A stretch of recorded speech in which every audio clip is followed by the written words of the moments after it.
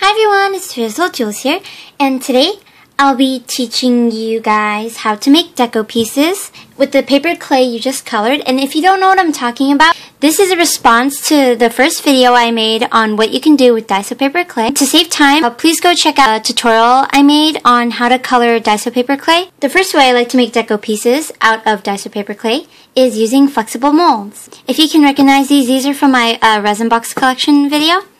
And these are fail pieces, so I found uses for them. And this is where I put in my Deco Den molds. So in this box here has like pastry and baked good items, and these are the rest here are just like candy and sweets. I'm going to show you how I use the pastry molds. Here I have a macaron mold, and I got this from Momo's Cafe from our trade. So this is some pink paper clay that I have colored. I am going to use the macaron mold for this. So take a small chunk out of your paper clay and press it hard, like really hard, into the mold, because if you don't press it in hard you will get cracks and air pockets, and you don't want that. So if it doesn't look like it fits, like take out a little bit, just take out a little bit at a time.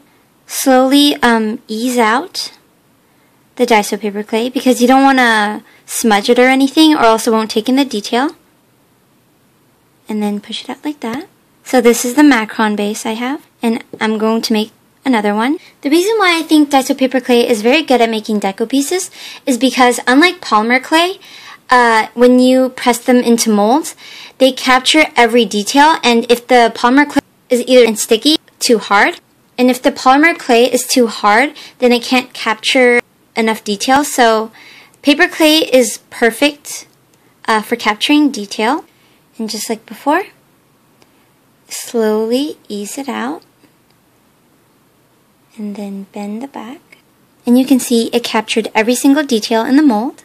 So here I have some biscuit colored Daiso paper clay, and I am going to press it into this mold, this cupcake base mold.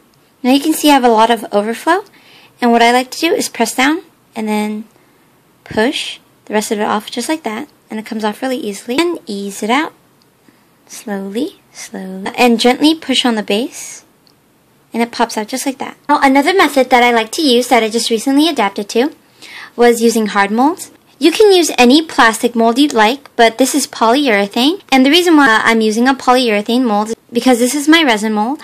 I bought this on Etsy by Molded From Love. Unlike the flexible mold, you have to be more careful when using hard molds, because if you were to press the Daiso paper clay straight in there, it's not going to come out until it dries out, which can take days. So this is how I prep this mold for Daiso paper clay. I'm going to use Vaseline so it doesn't stick to the mold, but you can also use cooking oil or any other oil as well. You don't need that much, just enough to cover the Q-tip. And make sure you cover every nook and every cranny. You don't want to put in too thick of a layer as well, or it might mess up the molding. And I'm using my pigmented clay that I've colored. Take your clay and push it into this mold. Put a lot of pressure into this. As you can see here, I didn't push that well, and you can see it forms cracks and air pockets, and you don't want that to happen. So push really hard as you can, all into the mold. It's okay if some are spilling out, because you just tuck that back in. But I'm pretty sure that there are no more air pockets anymore, because I can see through this mold. Take some of your paper clay that you have, push into it.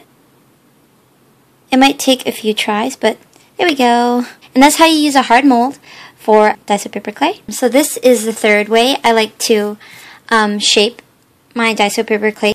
And this clay is embedded with glitter. I'm just going to roll this out a little bit. Just to prevent unnecessary sticking, I like to use cornstarch. And I'm going to take this cookie cutter, and then I'm going to dust the edges of where I'm going to cut it, and dust the insides. So now take your cookie cutter and apply even pressure on top, and remove what's on the side. Now there will be excess on this cookie cutter, and you can just smooth it out before you push it out. And this is how I like to remove it. I take a really soft Q-tip, and with light pressure, I slowly push on it. I don't aim to push the entire thing out.